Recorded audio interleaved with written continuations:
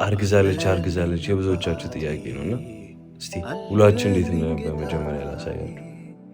ዘመን የማይሽረው ባለውለታዬ ዛሬ ሌላ ሆኖ ቢከፋም ዘመኑ አልተለየም። ፎፋ ማለት አለባት ፀጉሯ ምናምን ትሰራለች።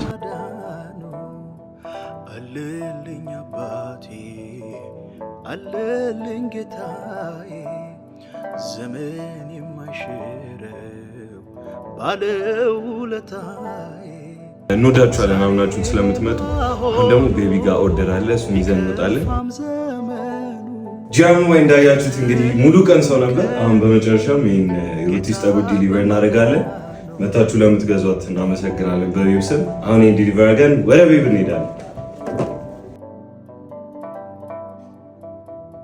ምድርና ሰማዩ ያውን እቺን አስወጥተን ወደ ቤታችን ህይወት ብትመረኝ በስቶ መከራዬ አባት አለኝ እኔስ በሰማይ ሀገሩ።